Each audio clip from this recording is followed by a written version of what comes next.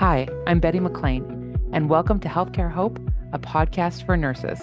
With 2 decades of bedside experience and now as a certified burnout coach, I understand the challenges nurses face. I believe that all stress is manageable and burnout is not inevitable.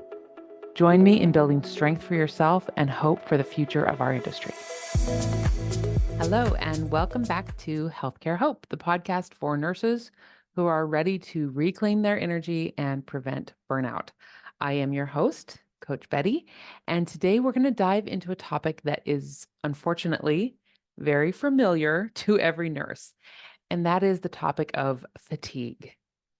So, fatigue is more than just feeling tired, right? It is that deep, all-encompassing exhaustion that seeps into every part of our life, physically, mentally, emotionally. But understanding fatigue, where it comes from, and what it's telling you, what it's trying to communicate to you, can really be a game changer in your nursing career and in your overall well-being. In today's podcast, we're going to focus on three main types of fatigue. We're going to talk about physical fatigue, mental fatigue, and we're going to talk about compassion fatigue. So we're going to explore each topic and get a better grasp of why it matters so much in our preventing and healing from burnout. So first, we're going to define and talk about physical fatigue. We all have experienced the feeling of being physically exhausted, physically tired. The long shifts, constantly being on your feet, lifting patients, pulling, sometimes running from one end of the unit to the other.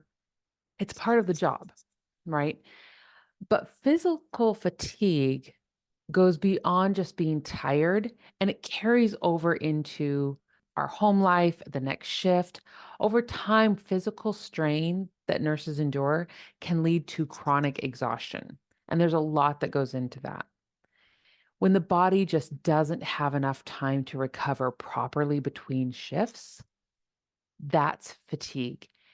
And then we start feeling like we're running on empty, no matter how much sleep we get, right? Physical fatigue also comes from sleep deprivation.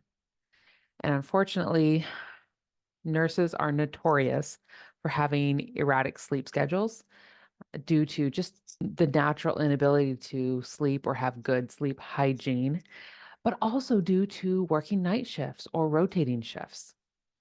Not getting enough quality sleep doesn't just affect how alert you are, but it can affect your reaction times, your immune system, and literally your ability to cope and manage with stress.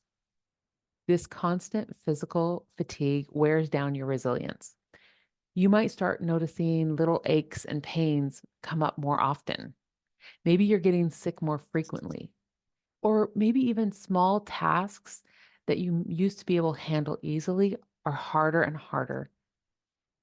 Your body is sending you signals. It's telling you you need to stop, you need to rest, and you need to recover.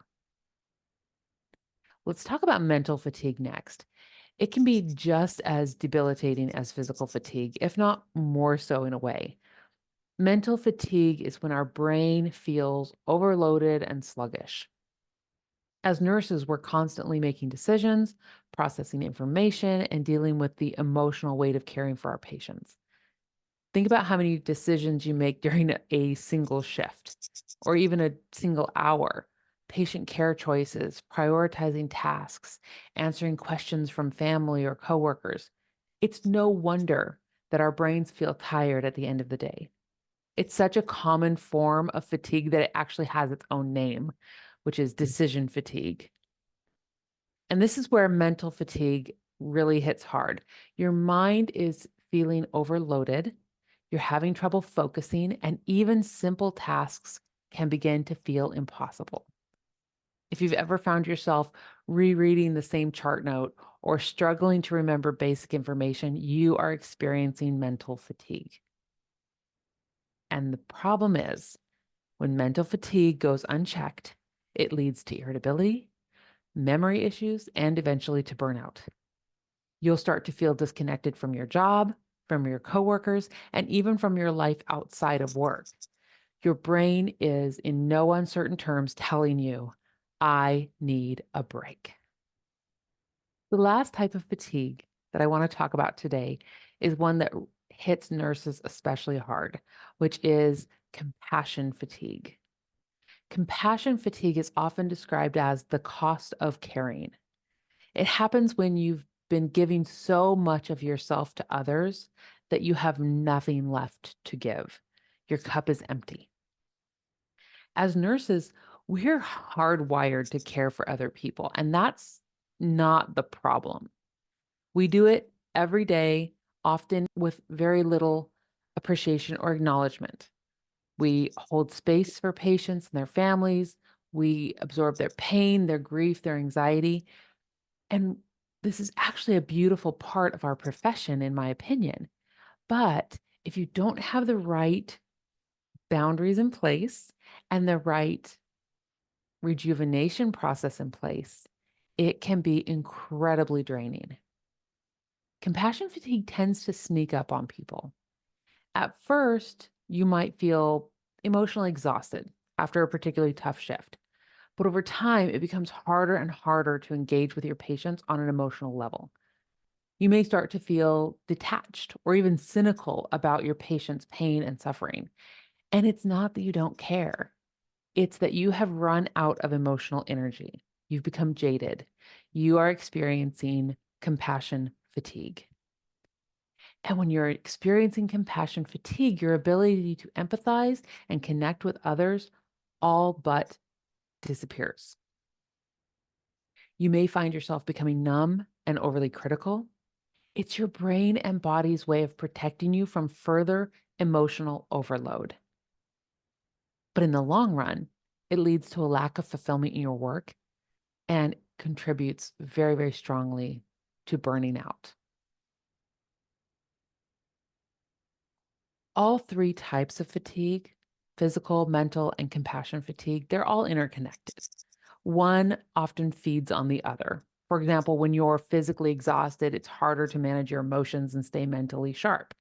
When you're emotionally drained, it's harder to recover physically, and your compassion for others takes a hit.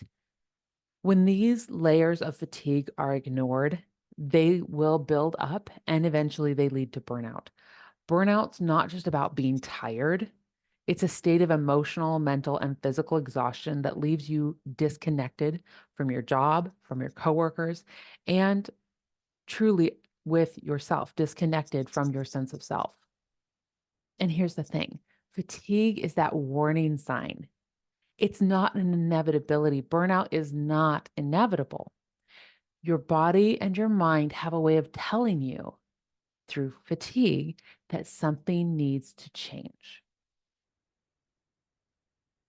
So I want to offer you a few very small steps that you can take to start managing your fatigue. They are not magic fixes, but they can help you begin to think about how you are caring well for yourself.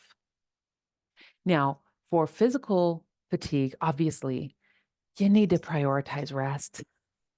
I know for some people this is easier said than done, especially if you have young children or you have diagnosable insomnia.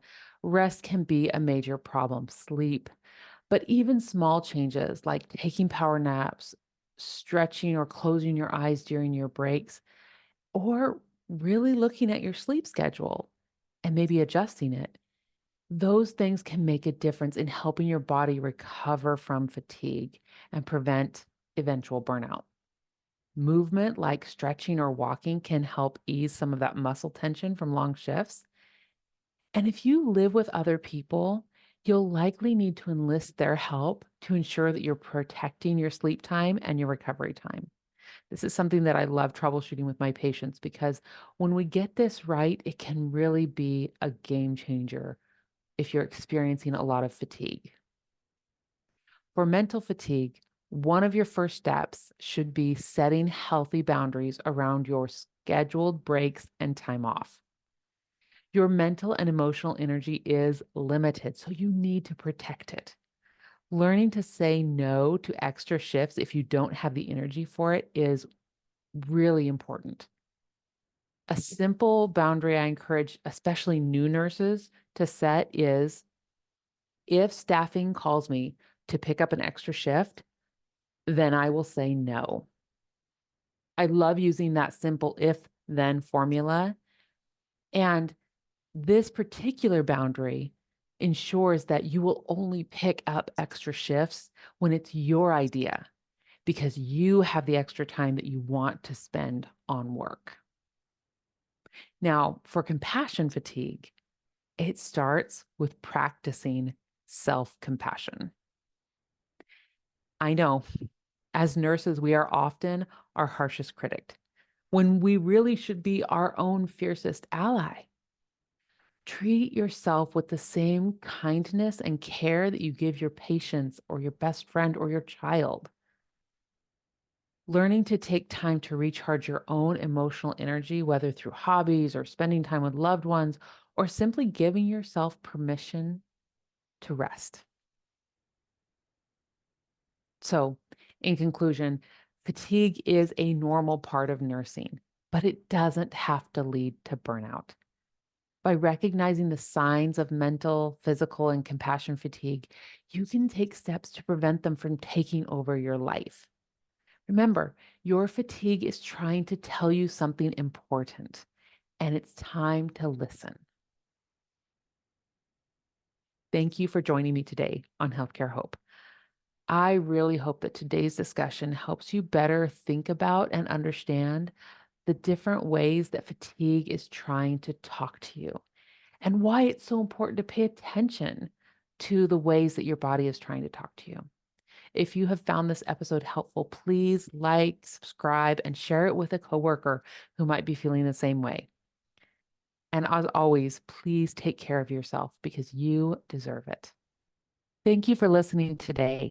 If you're ready for support and looking for a community of like-minded healthcare professionals, join me in my free private Facebook group called Healthcare Hope with Coach Betty. If you found this episode helpful or encouraging, please share it with your friends and fellow nurses. Subscribe to the podcast and leave a review. Together, we can create strength for our lives and hope in healthcare.